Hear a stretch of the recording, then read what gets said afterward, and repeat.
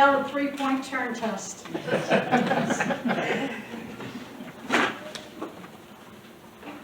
If you haven't noticed, just because you haven't been here every week, we've been spending the last few weeks looking at the life and activities in the ministry of Christ through the eyes of Mark. Now, I love Mark's gospel. It is a very quick-moving gospel.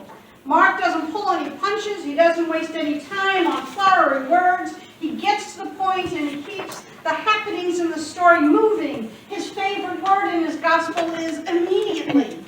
Mark gives us one event right after the other. So today we're going to look at another passage that gives us insight into the character of Christ through Mark's words. Now last week we encountered the man possessed by demons in the tomb. This man was healed and he responded to Christ's healing by wanting to know Christ better and by being called to serve Christ in his own community. Today we will encounter unexpected and sometimes unacceptable people. People who would be considered the outside of society, or those we wouldn't expect to have a chance to interact with Jesus. Jesus had left that man that he healed at the tombs and once again got into a boat and immediately went over to the other side. He crossed the sea, and upon reaching the shore, there again was a very large crowd of people waiting to hear him and talk to him and to be healed by him. Among those people was one of the leaders of the synagogue.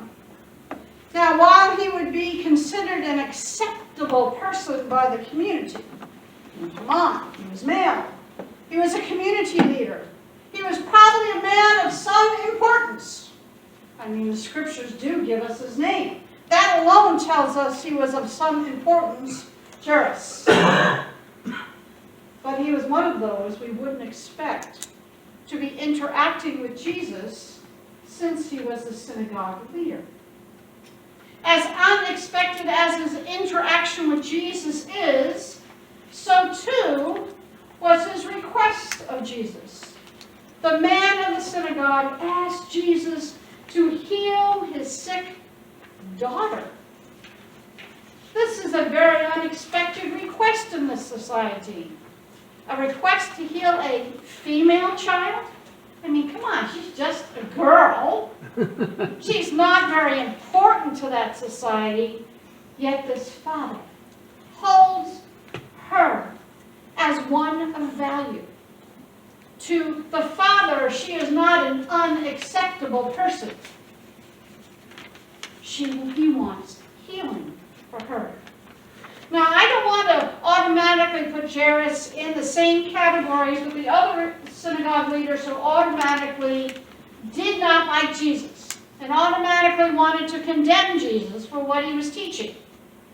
There must have been something about Jairus that he had learned about Jesus. And we'll see more of that in just a moment.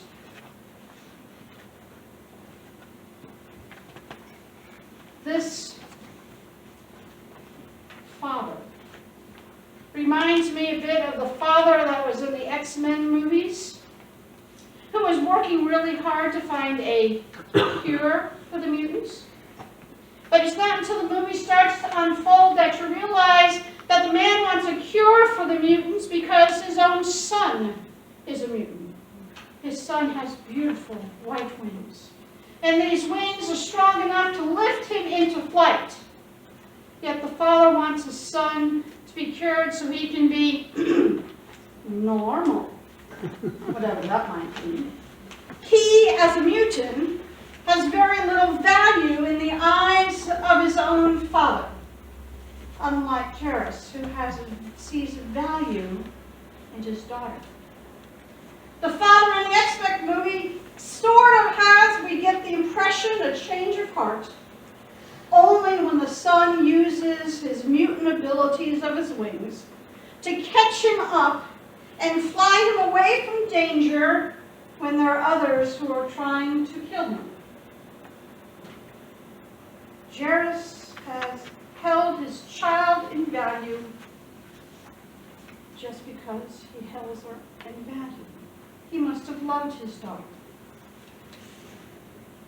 And we need to remember that Jesus has had many encounters with religious leaders through his ministry. And they don't usually go very well. They usually end up with the leaders being more upset with Jesus after the fact than when they began. And then they get into little cahoots and start planning Jesus' demise. Yet this man, he approaches Jesus. Something that is very unexpected. Not only does he approach Jesus, but he bows down before him. He bows down by falling at the feet of Jesus. This is very unexpected. Who would have thought that a synagogue leader would come before Jesus and go down to the feet of Jesus? I mean, that's the kind of thing you do to honor a king. Not this teacher who's going around. Maybe this synagogue leader knew something, or believed something that the other synagogue leaders were overlooking. Jesus returns the honor given to him and agrees to go with this man to heal the daughter. So off they go to walk.